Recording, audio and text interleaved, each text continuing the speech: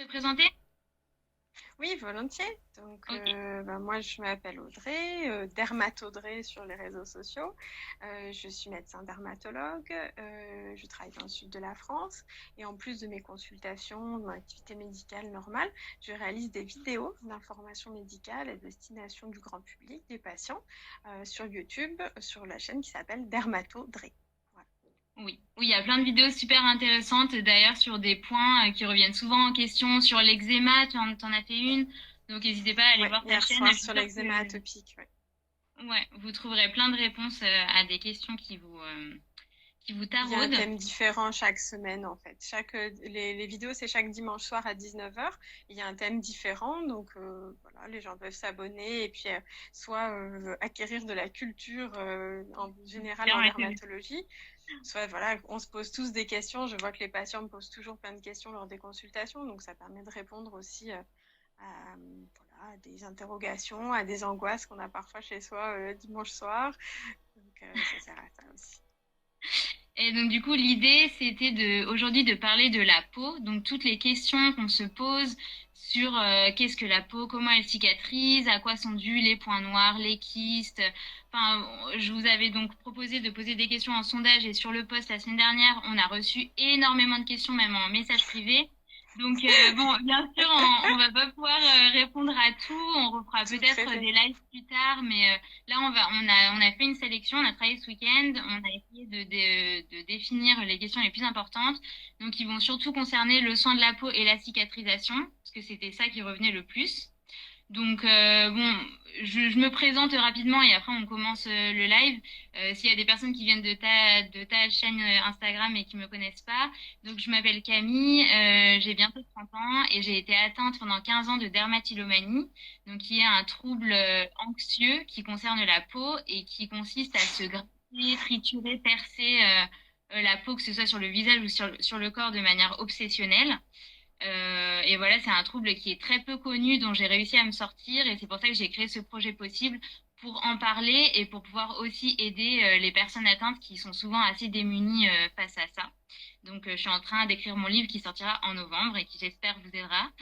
Et c'était intéressant, je trouve, d'avoir le point de vue d'une dermatologue parce que c'est vrai que on est beaucoup à avoir consulté des dermatos et leur avoir parlé de ce trouble et parfois s'être pris un mur en fait parce qu'il y a certains dermatologues qui ne connaissaient pas ou qui ne savaient pas comment nous aider. Et donc du coup, j'ai posé cette question à Audrey parce que vous êtes beaucoup aussi à m'avoir dit ça et sa réponse était super intéressante. Donc je veux bien juste que tu nous dises comment toi tu fais quand en consultation tu vois quelqu'un qui est dermatillomane, qui parfois ne le sait, parfois ne le sait pas. En fait, comment tu fais? Mais en fait, les gens viennent nous consulter en tant que dermatologue. Donc, ils viennent souvent avec une demande de solution purement concentrée sur leur peau. Et c'est vrai que ceux qui n'ont pas encore pris conscience de la dermatillomanie, on est obligé de leur faire comprendre le plus diplomatiquement possible que au départ, la pathologie cutanée, elle existe, mais elle est minime par rapport à l'exagération, à l'aggravation qui est liée aux manipulations des lésions. Donc, je pense qu'il ne faut pas minimiser la pathologie cutanée de départ, parce que si on dit aux gens, non, c'est bon, vous n'avez rien du tout, c'est que dans votre tête, c'est un peu péjoratif. Ouais. Donc, il faut quand même la prendre en charge, mais il faut arriver en discutant à faire prendre conscience que la manipulation des lésions aggrave le problème, aggrave les cicatrices, et puis expliquer, c'est en ça que l'information médicale c'est intéressant aussi, en expliquant aux gens comment la peau est fabriquée, quelle est la structure en fait des points noirs, des microkystes, etc. Et pourquoi c'est pire de les presser ou de les triturer. Mais finalement, on peut faire prendre conscience un peu aux gens de l'intérêt finalement de préserver sa peau Ouais. et de la laisser cicatriser le plus Et possible puis, toute seule. tu t'hésiteras pas aussi à parfois conseiller à la personne d'aller se tourner vers d'autres professionnels qui sont pas dans le domaine de la peau, mais qui voilà sont des Oui, oui. thérapeutes, des psys qui pourront compléter le. d'approche. Tout à fait, parce que les gens, au cours de la consultation, c'est toujours un rendez-vous humain, donc les gens nous parlent aussi de leurs angoisses, de leur situation, ils nous disent qu'ils sont très stressés parce que si ça dans leur contexte personnel, et donc c'est quand ils se confient un petit peu, c'est le moyen de leur dire que on ressent qu'il y a beaucoup d'anxiété dans leur discours et que ça retentit forcément sur leur peau aussi, et que ce serait peut-être bien pour leur bien-être en général d'avoir une prise en charge en psychothérapie, par exemple, euh, parce que ça les aiderait voilà, pour leur santé en général. La Ouais. peau, c'est finalement la dernière conséquence, mais le bien-être, c'est beaucoup plus complet. Ouais. Mais c'était intéressant parce que tu me disais qu'au final, tu vois beaucoup de personnes qui souffrent de dermatillomanie, mais à des degrés divers. Donc, des Oui, personnes oui. qui vont arriver avec des lésions très, très creusées, qui se sont vraiment centrées sur une plaie. Et puis, bon, des Mm. personnes comme nous qui le font très, très régulièrement et qui avons soit le corps, soit le visage très marqué. Mais en fait, c'est beaucoup plus courant que ce qu'on pense. Et le fait qu'une dermatologue nous dise, ben, ça peut permettre aussi de se sentir mieux face à ça et de se dire que vous n'êtes pas du tout fous ni anormaux et que c'est Ah, un c'est sûr. comportement courant. Ouais, C'est très, très, très courant. Alors, comme tu disais, il y a différents stades. Il y a des personnes, on prend l'exemple d'une piqûre de moustique, par exemple. Il y a des personnes, quand elles ont une piqûre de moustique, bah, elles ne le grattent pas, ça fait pas de boutons, et puis ça guérit en quelques jours. Et il y a d'autres personnes qui, dès qu'elles ont une piqûre de moustique, elles ne peuvent pas s'empêcher de le gratter, donc ça va faire une petite croûte. Puis cette petite croûte, ben, elle gêne, on va la regratter. Et on peut la regratter comme ça 50 fois d'affilée. Puis mm, forcément, à la fin, ça va faire une marque. Donc ça, c'est le point de départ sur une piqûre de moustique qui peut arriver à tout le monde. Mais le point de départ, ça peut être un poil incarné, ça peut être un bouton d'acné, ça peut être ouais, n'importe quelle aspérité de la peau. Toutes les aspérités, tous les moindres micro-défauts peuvent lancer le phénomène ouais, de dermatillomanie. Et ouais, on est beaucoup à avoir un peu en nous cette envie de perfection de la peau et d'aller ouais, chercher le poil sous peau, etc. Tant que ça reste occasionnel et que ça engendre pas de souffrance dans le quotidien, ça se transforme pas en addiction, ouais, voilà, c'est quelque chose qu'on peut gérer. Mais si par contre les crises, elles ont lieu tous les jours, et surtout en fait, c'est surtout le retentissement, c'est la ouais, souffrance que ça engendre sur la qualité de vie, sur l'image de soi, c'est ça qui va faire basculer, on va dire, d'une tendance un peu, euh, voilà, d'avoir ce petit tic de gratouille qui peut être ouais, bénin, à la dermatillomanie qui sera la version la plus sévère au c'est niveau ça. du retentissement personnel. À partir du moment où il y a des annulations de soirées, de rendez-vous liés à l'apparence physique suite aux crises, ou qu'il y a vraiment ce sentiment de déconnexion entre le corps et l'esprit, où on se retrouve dans des états de transe en ne voyant pas le temps passer, etc., là, on rentre dans le côté pathologique et dans un trouble qui s'apparente au TOC, qui est vraiment la dermatomanie. Donc, voilà, mais c'est C'est intéressant de une, voir que c'est finalement, entre le TOC et l'addiction, en fait. Parce ouais, que au cours de la crise, au cours de la transe, entre guillemets, il y a des sécrétions quand même de certains neurotransmetteurs qui sont un peu du même style que l'addiction. qui entretiennent du coup le comportement et l'envie Mm. de continuer de recommencer. Bon, donc voilà, donc pour tous ceux qui se posaient des questions sur la dermatomanie, vous savez un peu mieux de quoi il en retourne. Pour notre live, on va commencer. Est-ce qu'on commence par les questions sur la cicatrisation ou sur le soin de la peau, comme tu préfères? Il vaut mieux commencer par le soin de la peau parce que c'est le Ouais, début et la cicatrisation, c'est ce qui arrive tout à la ok. fin. Donc, le soin de la peau qui est recommandé, il n'y a pas besoin de routine avec 36 000 produits. Il faut d'abord se nettoyer le visage. Alors, si on prend, prendre une journée type, là, du matin au soir, le matin, on peut se nettoyer le visage avec soit un gel moussant, donc on rince, soit une lotion micellaire. Le but, c'est juste de nettoyer l'excès de sébum qui a été produit pendant la nuit, puisque la nuit, la Mhm. peau produit pas mal de sébum, donc ça vaut le coup d'enlever juste cet excédent. Il ne s'agit pas d'aller se vider les points noirs ou pas dès le matin, hein, mais c'est juste nettoyer ce qui est sur la Ouais. surface de la Ou peau. des eaux florales si on est plus Oui, branché oui, oui. naturel. Ouais. Oui, oui, une lotion micellaire ou un hydrolat, des eaux florales, Ouais. c'est bien aussi. Ouais, ouais. Donc ça peut être de l'eau de bleuet, de camomille, oui, c'est très bien Mhm. aussi. Ça, c'est la première étape. Et puis la deuxième étape, ça peut être une crème de jour avec une petite protection solaire, par exemple, ou bien un maquillage, pareil, c'est possible qu'il contienne une petite protection solaire, au moins SPF 15. Mhm. Et normalement, le matin, c'est tout. Voilà. Ouais. Il n'y a pas besoin d'avoir de produits plus traitants que ça. Maintenant, il y a des crèmes teintées qui sont bébé crèmes, qui sont à la fois et teintées et solaires et un peu matifiantes. Donc, on doit pouvoir trouver en un seul produit quelque chose d'assez pratique. Parce que le problème, quand on superpose plusieurs produits, c'est qu'il y a des interactions chimiques entre ces produits. Et au niveau des tests dermatologiques, il n'y a jamais de test fait sur des superpositions de produits. Donc, on se trouve avec des interactions au niveau du pH, au niveau des conservateurs, au niveau des textures des crèmes qui peuvent boulocher. Et tout ça, c'est pas prévu pour être superposé. De toute façon, la peau, elle peut pas absorber. Voilà, le moins, c'est souvent le mieux. Donc, déjà nettoyer, mettre un soin plus ou moins teinté pour maquiller.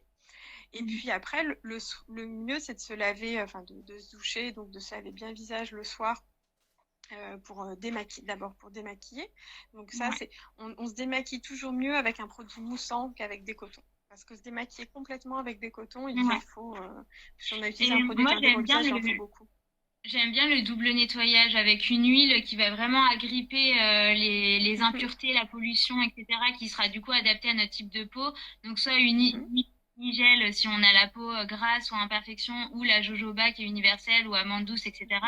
Ensuite, un gel lavant doux, donc moussant ou pas, mais au moins gel lavant qui va permettre d'enlever tout ça, autant l'huile que les résidus. Effectivement. On peut utiliser soit une lotion micellaire, soit une huile végétale pour enlever, on va dire, toute la partie lipophile du maquillage ou des saletés qui sont présentes sur notre peau, notamment au niveau des yeux, en fait. Tout ce qui est mascara, fard à paupières, ça part mieux avec de l'huile ou de la lotion plutôt qu'avec du gel moussant sous la douche. Donc, on peut faire d'abord, juste avant de passer sous la douche, un coton, surtout au niveau des yeux, éventuellement sur tout le visage si on veut. Et puis ensuite, aller enlever la lotion micellaire ou l'huile en faisant un gel moussant sous la douche. Et puis après la douche, là, on peut appliquer un soin qui sera adapté selon son type de peau. Si on a finalement une acné qui est active actuellement, on met un soin qui est traitant pour l'acné. Si on a une acné qui est pas active et qu'on est plutôt au stade de cicatrice, on utilise des produits qui sont hydratants, cicatrisants. Et si on est un peu, c'est-à-dire qu'on a des marques plus ou une peau qui est devenue très sensible, par exemple par des traitements asséchants de l'acné, on peut mettre dans ce cas-là d'abord une crème hydratante et par-dessus un traitement de l'acné. Donc ça se fait souvent. Et il faut le faire dans cet ordre-là. Il ne faut pas mettre d'abord la crème contre l'acné, qui est souvent un produit acide, un peu irritant. Et parce que si on met la crème hydratante par-dessus, la crème hydratante va un peu pousser le produit irritant encore plus dans la peau. Et ça va plutôt exacerber les rougeurs ou l'irritation. Ok. Ouais, c'est bien que tu rappelles ça et que tu rappelles aussi que l'eau micellaire se rince. Parce que beaucoup, en fait, laissent l'eau micellaire, prennent un coton, de l'eau micellaire, mais en fait, les micelles plus les impuretés vont rester si on ne nettoie pas après. Donc, Oui, l'eau micellaire, c'est de l'eau savonneuse, très diluée, donc il n'y a pas de raison de le laisser normalement sur sa peau. Bon, très bien. Donc, du coup, soin de la peau le plus simple possible. On trouve un soin différent matin ou soir ou le même s'il nous convient, adapté à notre type de peau et à nos problématiques du moment. Et voilà. Ensuite, il y avait une autre question. Donc, est-il mieux de mettre une crème la nuit ou de laisser la peau sans rien? Ça dépend. Ça dépend ce dont on a besoin. La plupart à la rigueur, s'il faut choisir un seul moment pour mettre de la crème, c'est plutôt le soir. Parce que, je parle d'une crème traitante. Parce que la journée, on n'a pas envie d'avoir une crème un peu grasse sur le visage, on n'a pas envie de briller. Donc, de toute façon, c'est pas le moment adapté pour mettre une crème hydratante, très hydratante. Et puis, la crème du matin, vaut mieux qu'elle ait un indice de protection solaire. Donc, si on veut une crème de soin vraiment de l'acné ou très hydratante pour essayer d'améliorer les cicatrices, c'est plus le soir. Ok. Ensuite, on avait à quel point se maquiller la peau tous les jours est-il mauvais? Déjà, est-ce que c'est mauvais? Non, c'est pas mauvais. À partir du moment où on prend des produits qui sont testés non comédogènes. Non comédogènes, c'est-à-dire que ça ne favorise pas les comédons. Les comédons, c'est les points noirs dans le terme médical. Donc, quand on fait des tests dermatologiques, en fait, on teste au niveau du coin du nez. Ah oui, On voit ça se passe comme ça. On voit les gens le premier jour de l'étude et on mesure avec une loupe combien il y a de points noirs sur l'aile du nez, là, sur le coin de la narine. ok. Et donc, par exemple, il y a 10 points noirs. Donc, on note pour chaque personne tant de points noirs, tant de points noirs. Et on les revoit au bout d'un mois d'utilisation quotidienne de la crème. Et pareil, on va noter le nombre de points noirs. Et si on voit qu'en moyenne, eh bien, ils ont un peu plus de points noirs, bah, c'est que c'est une crème qui est plutôt comédogène. Donc ça, Ok. et puis inversement, s'il n'y a pas plus de points noirs, on va dire non Et, comédogène. et ça, est-ce que ce sera toujours marqué sur le maquillage si c'est comédogène ou pas comédogène? C'est pas toujours marqué. Il faut que la marque ait demandé une étude de comédogénicité. D'accord. Donc, Donc, si si c'est on marqué, est c'est plutôt un gage sensible de qualité. ouais, si on est sensible à l'acné et qu'on se maquille régulièrement, on fait en sorte d'être sûr que notre fond de teint soit non comédogène. Exactement. Ok. Ouais. Après, c'est vrai que le fond de teint, s'il a une protection solaire, dans tous les cas, ce n'est pas mauvais. C'est Ça mieux. reste quand même une barrière de protection pour la peau durant la journée. C'est mieux, oui, tout à fait. C'est Ouais, mieux parce que ça fait finalement ça remplace une crème solaire au quotidien. Et donc ouais. oui, c'est mieux. C'est Ok. mieux d'autant plus que l'acné, elle a tendance à être favorisée par le soleil, par les UV, Ouais, dans la mesure où le soleil, ça épaissit l'épiderme et ça augmente la sécrétion de sébum. Donc ça fait tous les ingrédients nécessaires pour l'acné. ouais, Et en plus, ça fait pigmenter les cicatrices. Donc, soleil et acné, on le sait tous, hein, ça fait pas bon ménage. On sait que ça fait des ouais. effets rebonds à la rentrée et tout ça. Mais il y a beaucoup de jeunes femmes, je les vois en été, qui se disent ah ben, quand je vais un peu bronzer, ça se verra moins. Ouais. C'est pas la bonne solution. Ouais, ouais, ça revient beaucoup aussi dans les messages, dans les commentaires, parce qu'effectivement, sur le coup, peut-être que pendant une semaine, votre peau sera mieux, mais enfin, Oui, moi, si c'est je ça. pouvais juste partager mon expérience personnelle, j'ai eu un mélasma, donc qui est un premier stade de cancer de la peau très jeune, parce que je me suis justement comme vous trop exposée, parce que je voyais que ça améliorait ma peau sur le Tu coup, veux mais dire j'ai un un phénotype très mélanome, clair. je pense, et peut-être pas un Oui, j'ai mélasma. eu un mélanome, mais j'ai aussi un mélasma. Oui, Mais du coup, j'ai eu un mélanome qui est effectivement un premier stade de cancer de la peau. Et voilà, j'ai un phénotype très clair, des cheveux blonds et des yeux bleus et beaucoup de grains de beauté. Donc clairement, ma peau ne doit pas être trop exposée. Je l'ai beaucoup trop exposée. Et aujourd'hui, j'ai 29 ans et ça fait déjà 2 ans que j'ai un mélasma, pour le coup, sur le front qui, en fait, j'ai des petites taches pigmentées brunes qui ne partiront pas, enfin, à moins d'un choc hormonal avec la grossesse ou autre. Mais c'est vrai que voilà, tout ça, c'est les conséquences de trop d'exposition et ça arrive beaucoup entre 25 et 30 ans. Donc vraiment, faites attention parce que c'est aujourd'hui, je ça. regrette. En fait, quand les dégâts apparaissent, c'est un peu trop tard. On peut Ouais, difficilement revenir en arrière. Et les gens viennent souvent nous voir avec des taches, avec des dégâts liés au soleil, et on leur dit, ben, on arrive après la bataille. ouais, Et parfois, les gens n'ont pas eu la conscience d'avoir été exposés, en fait. Parce que dans l'inconscient collectif, l'exposition solaire, c'est à la plage et c'est dans le but de bronzer. Donc, c'est-à-dire, c'est rester allongé à la plage. Mais en ouais. fait, quand on jardine, quand on se promène, quand on déjeune dehors, quand on va faire des boutiques avec des copines voilà, en ville et qu'il y a du soleil, c'est de l'exposition aussi. Quand on est en voiture aussi, Mhm. donc, ça vaut le coup de se protéger Ouais, tout à très fait. souvent. Ok, bon bah ça, je pense que pour le soleil, c'est clair et c'est très important. Donc faites attention. Et alors après, on avait une autre question, c'était la peau s'habitue-t-elle aux crèmes? Donc est-ce bien de changer régulièrement de soin ou est-ce que si on en a trouvé un qui nous convient, on peut le garder tout le temps? Alors, si on a trouvé un qui nous convient, on peut le garder, mais en général, la composition d'une crème ne va jamais correspondre au complément exact et parfait de ce qui vous manquerait au niveau composition du sébum, au niveau action sur l'acné. Donc, c'est difficile de trouver une crème qui soit vraiment parfaite et surtout parfaite sur toute l'année. Parce que avec les saisons, votre peau, elle se modifie. Elle est plus grasse en été, elle est plus fragile en hiver. Et donc, une crème qui peut parfaitement vous convenir en été, bah, en hiver, elle sera pas assez hydratante. Donc, on peut changer au fur et à mesure des saisons. Moi, je conseille souvent, quand un tube est fini, enfin, de se reposer la question, comment est ma peau, et d'adapter, en fait, à Mm. chaque fois. Un tube pour le visage, en général, il dure 3 mois. Donc, ça correspond un peu voilà, à chaque saison, et on peut adapter comme ça. Ok, super. Alors après, on avait lorsque l'on met plusieurs crèmes, la peau peut-elle réellement tout absorber? Donc là, ça revient un peu à ce qu'on avait dit sur la C'est ce qu'on quantité. a dit tout à l'heure, non. elle peut pas tout absorber. Et Ouais. puis surtout, il y a des interactions chimiques entre toutes les crèmes. Et donc, finalement, on ne sait même pas ce qu'elle absorbe, notamment au niveau du pH. Parce que dans les crèmes pour l'acné, il y a pas mal de produits qui contiennent des acides de fruits. Donc, ça veut dire que la crème est très acide. La peau, elle est naturellement acide, mais là, on lui rajoute un peu d'acide pour enlever, pour faire un peeling léger, etc. Et si on met de la crème apaisante, qui au contraire va avoir un pH plus basique, on fait un effet antidote de l'une et de l'autre. Donc, ça sert à Mhm. Mais c'est vrai que ça peut être trompeur parce qu'on voit beaucoup sur les réseaux sociaux se développer la technique du layering des japonaises et on se dit elles utilisent six étapes. Après, je pense qu'elles ont une peau qui est plus épaisse que la nôtre, les asiatiques. Tout à fait. Tout à Mais, fait. Les mais est-ce Asiatiques ont que... un épiderme plus épais. C'est d'ailleurs ça qui leur donne la coloration un peu plus jaune de leur peau. C'est parce que l'épiderme est plus épais. Mais c'est une mode qui correspond aussi à la mode des vidéos, des tutos. C'est-à-dire que plus on fait une vidéo longue avec du contouring qui va durer 3 heures, plus on va voilà, faire du buzz. Ouais, Mais qui se fait le matin du contouring ouais, avec 36 produits? Ça ne correspond pas à la vie réelle. ouais. Donc, on peut toutes s'amuser dans notre salle de bain à mettre 36 produits, à s'imaginer voilà, en train de faire une vidéo tuto, mais c'est pas la vraie vie. Ouais. C'est pas ce Et dont puis la c'est vrai peau que a parfois, vraiment besoin.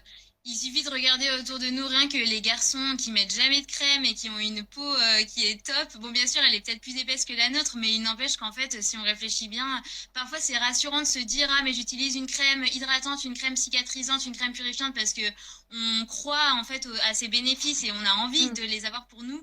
c'est Mais ça. bon, en fait, finalement, parfois la peau toute seule, elle fait bien plus de miracles que toutes les crèmes qu'on peut lui mettre Exactement. Exactement. C'est ça qu'il dessus. faut comprendre que ce soit dans l'acné ou dans la dermatomanie, c'est que la peau, elle fait son travail, elle cicatrise toute seule. Et finalement, quand on va gratter un bouton, on rajoute une plaie traumatique par-dessus un Mhm. bouton d'acné que la peau aurait très bien géré. Ouais, Personne n'est jamais mort d'un bouton d'acné. Donc ça veut bien dire que la peau, elle sait faire son travail. Elle ouais, sait reboucher là où il faut, elle sait évacuer le pus quand il faut, elle ouais. gère. Elle n'a pas besoin que les doigts viennent aider. Les doigts Ouais, n'aident pas. ça c'est important. Après, je pense qu'on verra quand même dans dans la partie cicatrisation tout à l'heure qu'il y a certains Oui, produits qui peuvent on aider. peut l'aider. Oui, Ouais, on peut l'aider. Oui, oui, tout à fait. Mais disons, c'est un peu pour généraliser. En ouais, général, quand on met les doigts, ça aide pas. ouais, ok. Ensuite, on avait une question sur les huiles essentielles. Sont-elles efficaces? Alors, quand on parle d'huile essentielle pour l'acné, c'est surtout l'essentiel de titri, l'arbre à thé, Mhm. qui a une action antibactérienne, c'est vrai. On peut l'utiliser sur des boutons inflammatoires, donc des boutons rouges ou des boutons blancs, en appliquant directement sur les lésions. Ça a une petite activité antimicrobienne, donc c'est un peu comme mettre un produit comme du peroxyde ou un antibiotique. C'est pas mal. Moi, j'ai rien contre. Mais après, bien sûr, ce sera beaucoup moins efficace en termes de puissance qu'un vrai produit antibiotique, qu'il soit par voie locale ou par voie générale.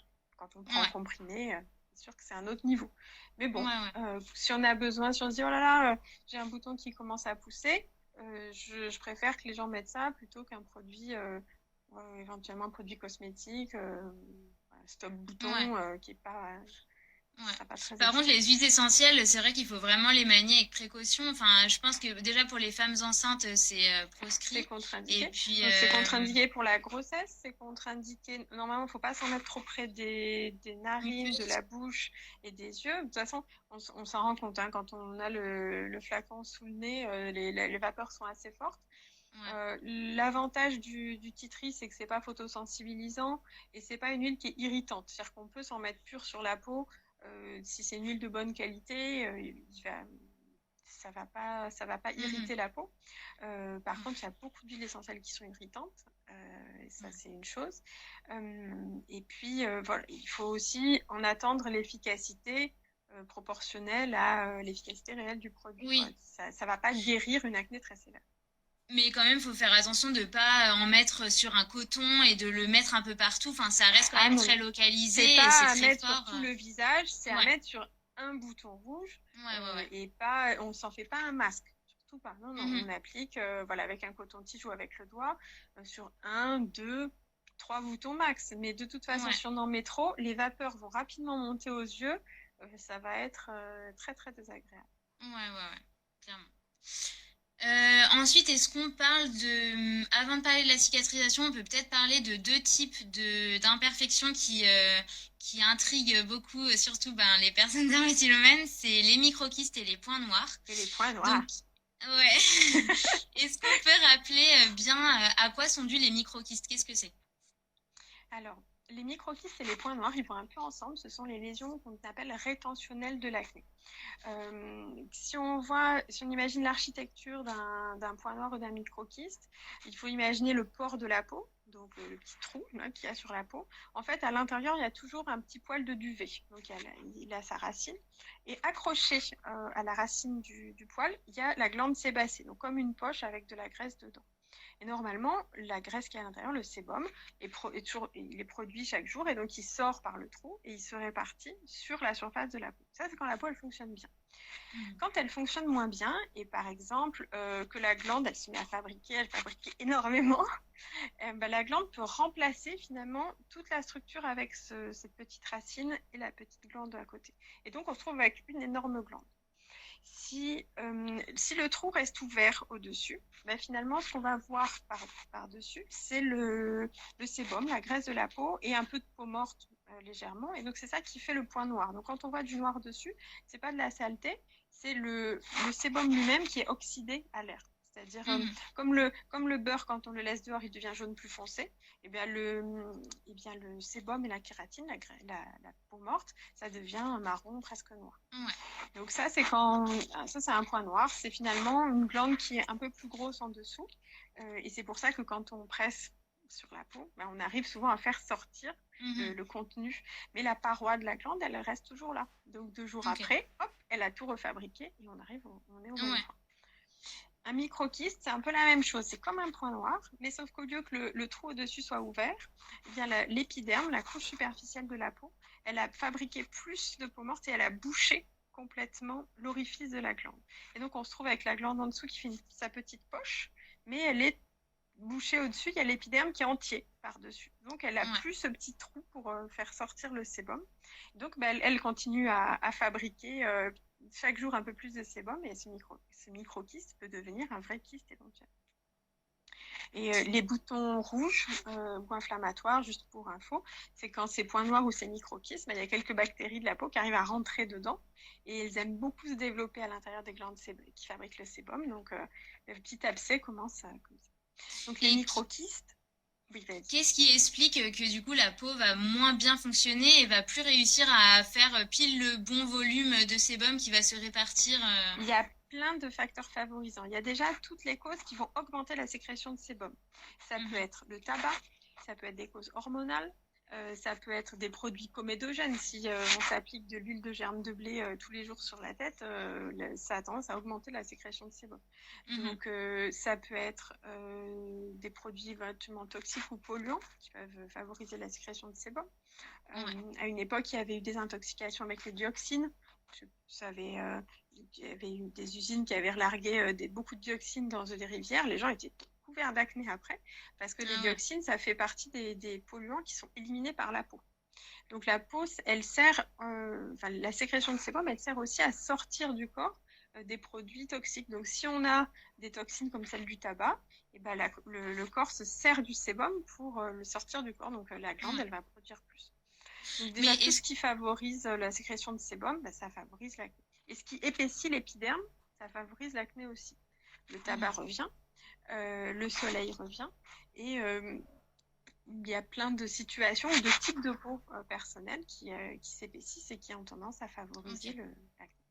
Donc tu dirais qu'on est inégaux quand même face à ça, dans le sens où il y en a qui vont développer beaucoup de points noirs sur la poitrine, par exemple, alors que d'autres vont avoir les pores complètement resserrés. Ça, c'est la nature, c'est génétique. Il y a une grande partie génétique. En fait, il y a la génétique et puis un peu notre environnement. Ouais.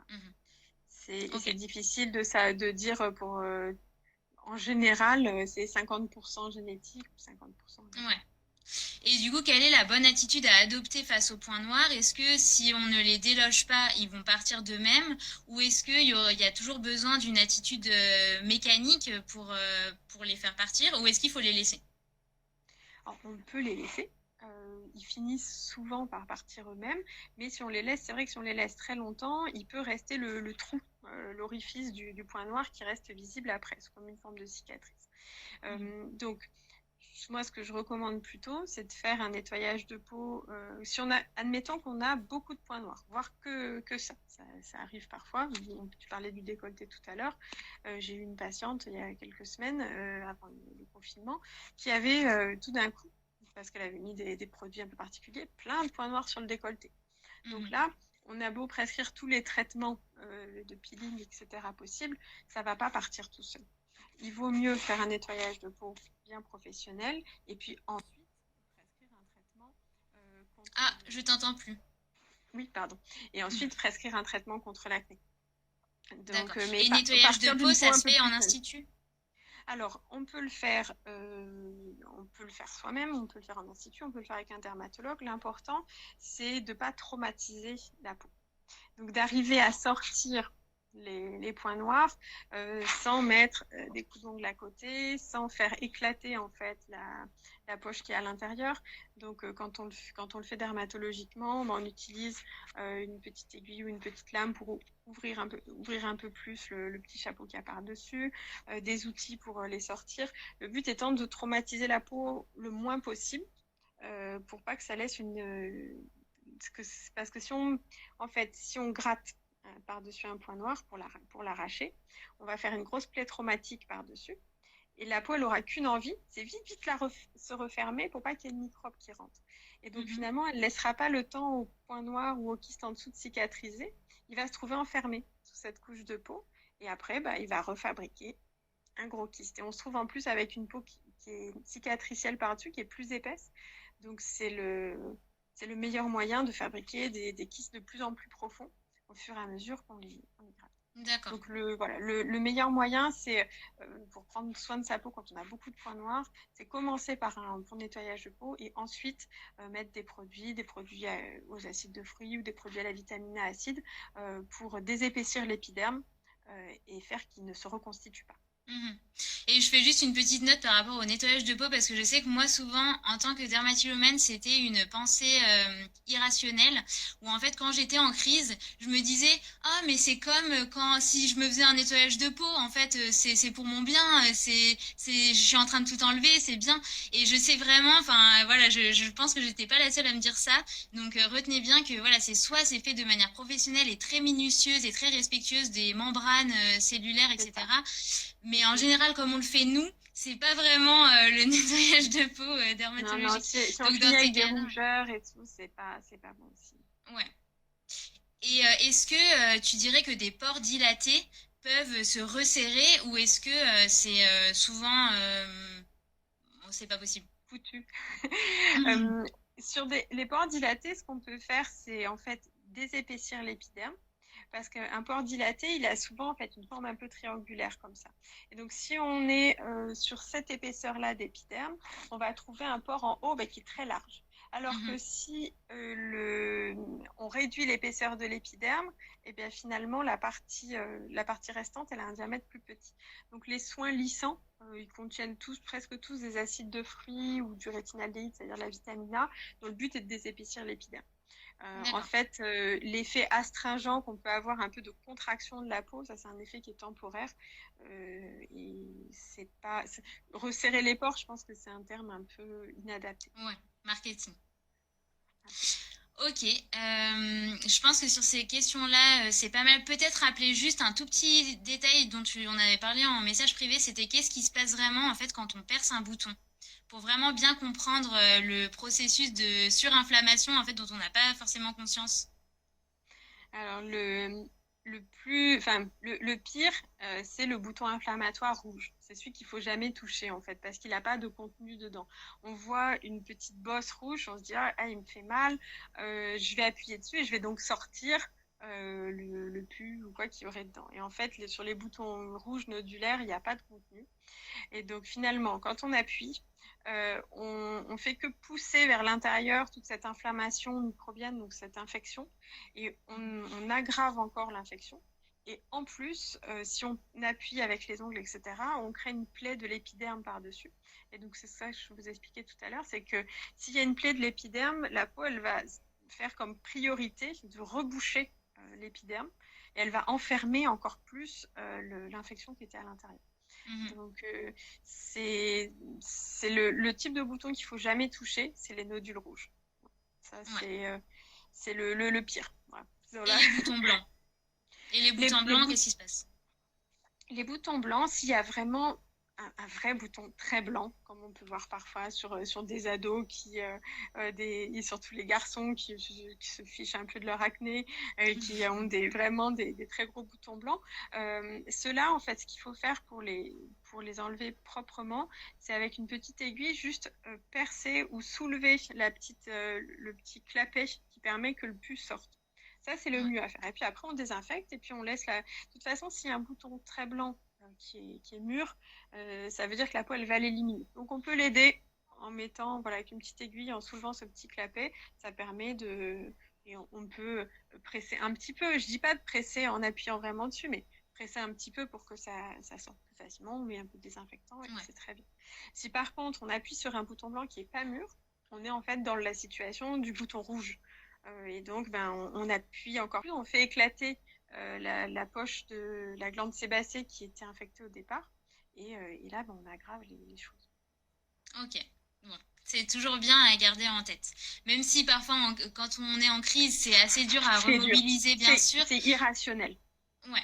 Mais bon, voilà, je sais que le fait de savoir ça, ça pourra quand même vous aider et ça reste quand même une connaissance intéressante. Du coup, je pense qu'on peut passer à la cicatrisation. Alors, est-ce que tu peux nous expliquer exactement ce qui se passe en fait quand la peau cicatrise, comment elle fait, comment est-ce qu'on peut l'aider, etc. La peau, elle a besoin de cicatriser, nous on dit en milieu humide. C'est-à-dire que si on ne fait rien, elle va fabriquer elle-même une croûte pour pouvoir cicatriser en milieu humide par-dessous. Le problème de la croûte, c'est qu'une croûte, c'est adhérent, ça colle, c'est collé comme un pansement en fait. La croûte, c'est le pansement naturel. Donc la croûte, elle est collée au bord de la plaie. Et donc la peau, elle essaie de cicatriser en dessous, mais au bout d'un moment, soit la croûte tombe, soit on l'aide avec le doigt. Mais en fait, la croûte, elle va empêcher une bonne cicatrisation parce qu'elle est collée au bord de la plaie. Et la peau, elle cicatrise un peu par le dessous, mais surtout par les bords. Et en fait, comme je vous disais tout à l'heure, la peau, sa priorité, c'est fermer pour pas qu'il y ait d'autres microbes qui rentrent. Donc, elle produit cette croûte pour faire pansement, et donc ça va lui permettre de cicatriser en dessous. Mais pourtant, ça va également... Le problème, c'est que ça va aussi bloquer la cicatrisation qui normalement vient des bords. Donc, pour bien cicatriser, il vaut mieux mettre de la crème cicatrisante qui va faire un film qui va remplacer cette croûte pour laisser la peau cicatriser en milieu humide en dessous et renouveler régulièrement ce film. Alors, ça peut être de la crème cicatrisante, ça peut être des pansements aussi éventuellement, mais l'important, c'est de laisser la peau travailler en fait toute seule et de ne pas arracher la croûte parce que sinon, à chaque fois, on arrache une couche supplémentaire et on creuse dans la chair, quoi, finalement. Ouais, ok. Mais si, vraiment en solution de dernier recours, si une croûte a été arrachée et que la plaie est à vif, est-ce qu'il vaut mieux la laisser faire ou est-ce que par exemple des pansements hydrocolloïdes ou quelque chose comme ça peuvent l'aider à aller plus vite? Il faut soit mettre de la une grosse noisette de crème cicatrisante dessus et la renouveler régulièrement, soit mettre un pansement, un hydrocolloïde par exemple, ou n'importe quel type de pansement, tant que ça reste bien en milieu humide en dessous. Ouais, ok. Et moi, personnellement, ce qui m'avait vraiment sauvé la vie de nombreuses fois, pas sur des plaies qui étaient ouvertes, mais sur vraiment de la peau qui a été abîmée, qui est en cours de cicatrisation, c'est le miel de Manuka. Vraiment, j'ai toujours trouvé ça complètement incroyable. Les effets, c'est tellement rapide. Enfin, en une nuit, ça a amélioré vraiment l'aspect de la peau. Donc, par contre, il faut le prendre de bonne qualité parce qu'il y en a des qui sont faits en Chine. C'est difficile à trouver un peu sur Internet. Ouais. Moi, je vous remettrai après le lien de celui que je prends et j'en ai toujours été très satisfaite. Il est top, donc voilà. Et j'avais fait un post sur le sujet qui explique quels chiffres il faut regarder parce que chaque miel de Manuka a des Composition. pourcentages, etc. Il y a quelque chose à regarder, donc voilà, j'avais bien spécifié tout ça. Et après, quels sont les différents types de cicatrices en termes de couleur et qu'est-ce que ça veut dire en fait sur leur état et sur le fait est-ce qu'elles peuvent toutes partir ou pas avec le temps? Alors, pour nous, en dermatologie, quand on dit cicatrice, on pense à quelque chose de définitif. Mais en fait, quand les personnes arrivent en consultation en disant j'ai des cicatrices d'acné, finalement, elles évoquent aussi les marques des boutons qui ont eu lieu les semaines ou les mois précédents. Et ça, c'est deux choses différentes. Les marques des boutons qui ont eu lieu dans les 2 ans, dans les 2 dernières années, ce sont des marques qui sont encore en cours de remodelage, donc qui sont en cours d'atténuation naturelle. Euh, quand, quand c'est encore rouge ou un peu, voilà, rouge un peu violacé, ça veut dire que ça travaille encore. Il y a encore de l'inflammation et du remodelage dedans, donc tout ça, ça va s'atténuer naturellement. Les cicatrices, elles ne restent pas rouges pour toujours. Mhm. Ce qui peut rester de manière définitive, ce sont les différences de niveau. Les cicatrices en pic à glace, s'il y a eu voilà, une sorte de gros point noir avant, les cicatrices un peu creuses comme ça quand il y a eu un gros kyste qui s'est dégonflé après, ça reste plus longtemps. Donc, nous, on fait la différence entre ce qu'on appelle les marques, finalement, ce qui est Mhm. temporaire. Et bon, 2 ans à l'échelle de quelqu'un qui vient en consultation et qui nous dit j'ai des marques, et qu'on dit bah, ça passera dans 2 ans. Ouais. Ça paraît difficile à entendre, Mm. mais c'est ça la différence par rapport aux cicatrices réelles. Et on n'a Ouais. pas les mêmes traitements à conseiller au cours de la première phase de cicatrisation et quand les cicatrices sont définitives. Ouais. Et pour les cicatrices en creux, est-ce qu'il existe des choses à faire pour essayer de les atténuer ou pas? Les cicatrices vraiment en creux comme ça, comme en vallée, on peut faire des injections en fait, d'acide hyaluronique dedans D'accord. pour les gens qui ont vraiment un visage très grêlé de cicatrices. C'est possible. Ok, donc ça Ça fonctionne. fait partie des techniques. Ouais. Ouais. Les injections Et d'acide hyaluronique, il faut les renouveler par contre. Le produit il reste en place pendant 1 an maximum et donc mhm, après, bah, il faut le renouveler. ok. Et par contre, toutes les cicatrices qui sont blanches, c'est qu'elles ont déjà, enfin, elles ne bougeront plus en principe. Oui, ça c'est définitif. Oui. Oui, oui. Mais Ouais. tu veux dire blanche, encore plus blanche que la peau normale ou Ouais, parce que blanche moi j'en ai une ici et j'en ai une ici et je pense que, enfin, c'est des vieilles, elles partiront plus. quand c'est plus blanc que la peau autour, ça c'est définitif. Oui, oui, tout à fait. D'accord. Ok. Mais c'est possible que des cicatrices rouges puissent rester pendant des années, non? Plus de 2 ans, c'est étonnant. D'accord. Plus de 2 ans, ça veut dire que en fait, c'est pas vraiment rouge, mais c'est plutôt de la pigmentation. C'est-à-dire quand il y a eu Ok. une exposition au soleil, par exemple, sur des marques d'acné assez récentes, elles vont rester pigmentées. Mhm. Et tout ce qui est peeling, laser et tout, toi, qu'est-ce que t'en penses? Alors, les lasers, c'est tout à fait possible. On utilise principalement deux types de lasers, c'est-à-dire les lasers de remodelage ou les lasers ablatifs. Pour les cicatrices, c'est beaucoup de laser fractionné. Fractionné, ça veut dire que l'embout du laser, c'est comme une passoire. Il a plein de petits points les uns à côté des autres. C'est pas comme un sabre laser qui brûlerait toute la surface de la peau. C'est plein de petits points les uns à côté des autres. C'est microscopique. Soit on utilise des lasers de remodelage, donc ces petits points, ça va juste être du chauffage du derme. Donc on chauffe le derme autour de 60 degrés et en fait les protéines du derme, quand elles sont autant chauffées, elles se contractent. On a un effet un peu de plein de petits points de micro-lifting finalement pour uniformiser la texture de la peau. Ça c'est pour le Mhm. remodelage qu'on dit non ablatif. Et pour les lasers ablatifs, les lasers qui sont un peu plus forts, ces petits points, en fait, c'est des points de brûlure du derme. Donc ça fait plein de points de brûlure, comme des petites tiges de brûlure comme ça. Et Ouais. donc là, quand on sort, on a le visage qui est tout à vif, il faut mettre la crème cicatrisante pendant des jours, voire des semaines. On reste rouge pendant plusieurs mois. Donc ça, ce sont des lasers assez lourds qu'il faut réserver aux dermatillomanies éventuellement très stabilisées. C'est-à-dire, il ne faut pas se lancer dans une procédure comme ça si en fait on a soit encore une acné active, soit une derma active aussi. Parce que Mhm. les soins qui sont lourds avec beaucoup de crème cicatrisante à mettre et puis des petites peaux qu'on tendance à se décoller qu'il faut pas tirer et tout, Ouais. c'est un peu Ouais. tendu. Et qu'est-ce que tu penses du derma roller? Parce qu'on en entend beaucoup parler, on voit beaucoup d'articles qui disent que c'est une solution miracle, etc. Mais c'est vrai que moi j'ai toujours trouvé que c'était agressif, hein, ça m'a toujours fait peur. Mais pour autant, je vois beaucoup de personnes qui disent que c'est très efficace, donc je sais pas trop quoi en penser. Le derma roller, il faut voilà, mettre un produit sur la peau et passer ce rouleau avec des petits picots à travers. Je pense que, comme toutes les actions micro-traumatisantes, c'est un peu comme la mésothérapie, etc. Il y a une part de l'effet bénéfique qui est liée juste au micro-traumatisme de la peau. Donc Mhm. finalement, comme ce qu'on a avec le laser de remodelage, c'est-à-dire qu'on chauffe un peu le derme et hop, il va cicatriser. Donc le derma roller, c'est un peu pareil, on va faire plein de petites plaies finalement de la peau, suffisamment petites pour pas que ça laisse de cicatrices, bien sûr, mais c'est un peu dans ce style-là. Moi, c'est pas un produit que je conseille parce que, d'une part, parce que je vois beaucoup de gens qui ont des peaux réactives et donc c'est même pas la peine d'aller se piquer la peau encore plus. Ouais.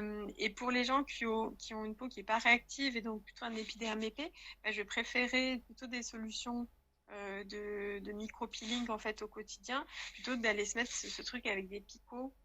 Je pense Ouais. pas que ce soit une bonne solution. Mais Ouais. après, si vous l'avez et vous trouvez que ça vous fait du bien, on change pas Oui. une équipe qui gagne.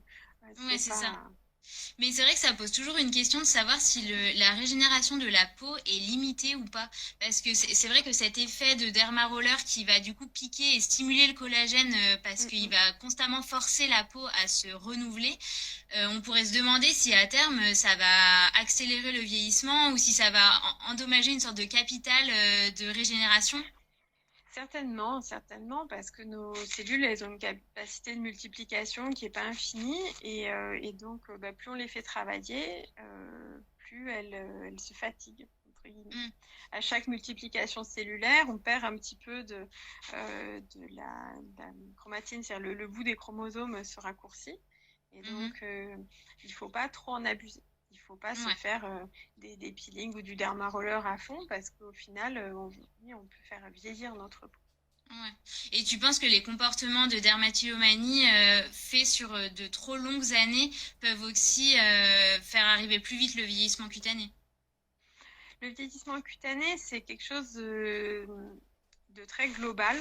Ce Mhm. sont les rides, ce sont les modifications des fibres élastiques dans la peau, c'est aussi le vieillissement cutané, c'est même pas que la peau, ça fait intervenir la graisse et les muscles qui sont au niveau du visage, parce que Ouais. certaines zones de graisse ont tendance à se creuser, elles se déplacent.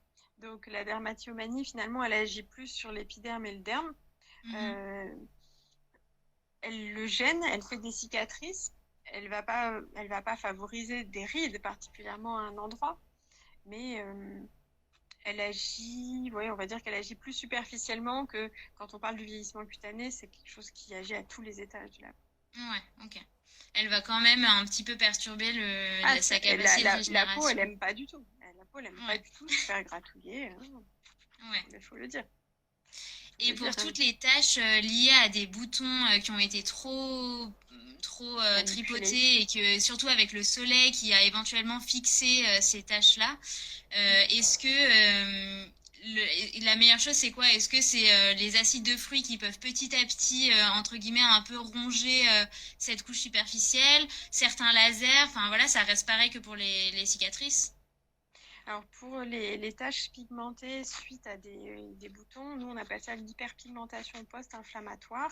Le laser marche pas très bien dessus parce Mhm. qu'en fait le laser ça recrée de l'inflammation. Donc finalement on enlève du pigment puis avec l'inflammation ça refait pigmenter. Mhm. L'hyperpigmentation post-inflammatoire c'est quelque chose qu'on voit surtout chez les phototypes plus foncés, donc c'est plutôt chez les gens qui ont la peau mate. C'est rare de garder des taches foncées sur des boutons quand on a la peau très claire. Mais ça impose d'avoir une protection solaire de maniaque et d'utiliser des soins un petit peu acides, mais surtout dépigmentants Mhm. pour empêcher la peau de fabriquer de la mélanine. Ouais, Donc, ok. et la dépigmentation, c'est très complexe et c'est très ingrat pour les Mhm. patients parce que les personnes voudraient juste un soin dépigmentant à mettre le soir et c'est tout. Et en fait, on leur explique que la première étape, c'est d'avoir cette protection solaire de maniaque qu'ils n'ont jamais eu parce que ça correspond Mhm. souvent à des phototypes 3, 4, des personnes qui ne se sont jamais protégées du soleil parce qu'elles ne prenaient pas de coups de soleil. Donc, finalement, dire vous devez mettre la crème solaire tous les matins, de la 50, quoi. Non, moi, j'en ai pas besoin. Ah, faites comme vous voulez. Ah bah moi je te dis, je suis dans ce cas et vraiment maintenant je me protège tout le temps, je me mets tout le temps à l'ombre quand je mange, même dehors. Rien que le fait le soir de voir mes taches sur le front et de mettre bien ma crème conseillée, etc. et de voir que ça part pas, en fait on se dit, mais enfin j'espère vraiment que vous aurez pas ça parce que c'est dommage et après on apprend à vivre avec et c'est pas très grave, c'est pas non plus énorme, etc. Mais c'est vrai que c'est rageant de se dire que quand c'est arrivé, bah après ça part plus quoi. C'est ça. Mais c'est un complexe après pour beaucoup de jeunes femmes. Ouais. Mais je pense qu'on a répondu à beaucoup de questions.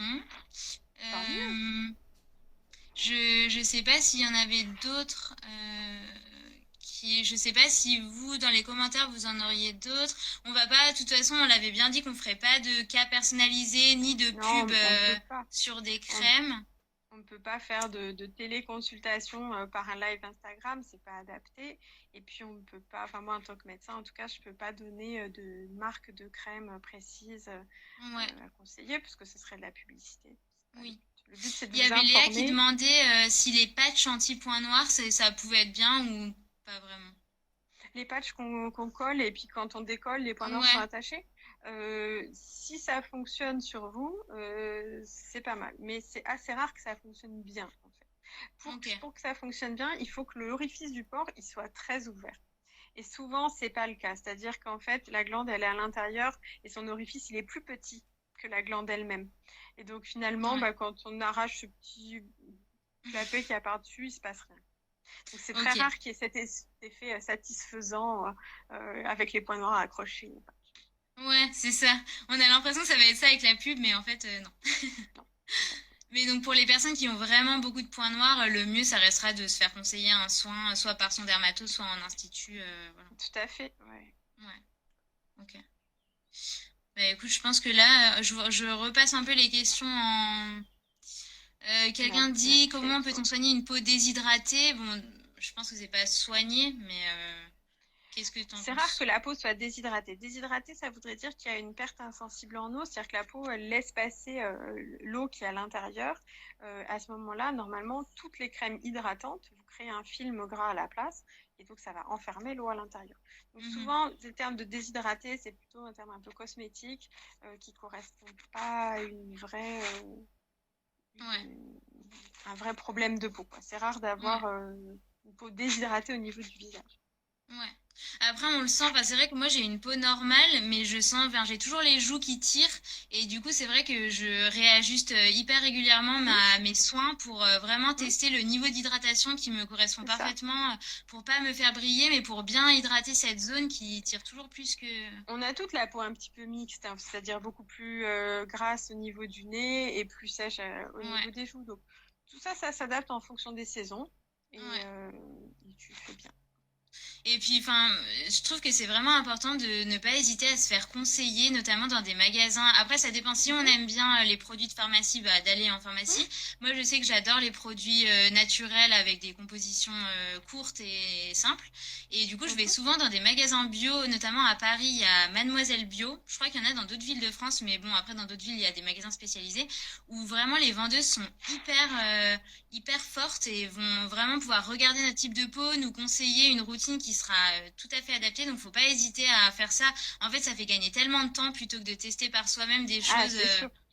Je pense que tester avec des échantillons, c'est pas mal aussi. Si on peut vous fournir, que ce soit votre dermato ou dans un magasin, vous donner des échantillons. Parce que déjà, sur 2-3 jours, bien sûr, on ne se rend pas compte de l'efficacité d'une crème, mais on se rend compte de la tolérance, de la façon dont notre peau y réagit. Et ça permet de s'orienter. Donc, c'est pas mal d'avoir des échantillons. Souvent, votre dermato peut vous en fournir selon votre type de peau aussi. Et je trouve qu'il y a quelque chose qu'on ne sait pas forcément, mais le site Vinted qui permet d'acheter des vêtements d'occasion, il permet aussi aujourd'hui de vendre des crèmes. Et en fait, il y a des personnes qui ont soit reçu en cadeau des crèmes, mais que c'est pas pour elles, ou voilà, qui se sont trompées, et qui les revendent sur Vinted pas cher du tout. Donc, pour tester un produit, pourquoi pas participer. Oui, c'est une bonne idée. Mais sur Vinted, les produits sont forcément neufs et non entamés. C'est interdit de vendre des produits qu'on aurait justement testés et puis qui ne conviennent pas. Ouais, exactement. Donc ça peut être une bonne manière de tester Mm. avant d'acheter au vrai prix. Mm. Voilà. Ouais, ouais, tout à fait. Bon, Très je bon pense qu'on a fait conseil. le tour. Bah, super. Merci beaucoup, c'était super intéressant, c'était trop bien d'avoir ton Merci à toi, retour et Camille, toutes ces aussi d'avoir explications. discuté comme ça. Et j'espère que notre discussion aura pu servir voilà, à nos abonnés pour qu'elles puissent mieux prendre soin de leur peau en général, quoi. Ouais, j'espère vraiment ouais, que ça vous a donné plein de motivation pour surtout prendre soin de sa peau et être doux avec elle parce qu'en fait elle a besoin de ça C'est et ça. elle est déjà super forte dans son travail au quotidien. Elle a plein de C'est choses à ça. faire. Prendre soin de sa Donc, peau, c'est pas forcément de se mettre 36 crèmes, c'est parfois la laisser un peu tranquille. ouais, exactement. Bon, bah merci beaucoup Audrey. Je vais Merci à toi. terminer le live, bien Oui, penser à le remettre en replay. ça marche. Et puis Et après, bah, puis à normalement, il très sera dispo bientôt. en IGTV. Ouais, à Ça marche. bientôt. Moi, je vous retrouve sur Instagram ou sur YouTube Dermatodré. Ouais, à À bientôt tout bientôt! le monde. Au revoir.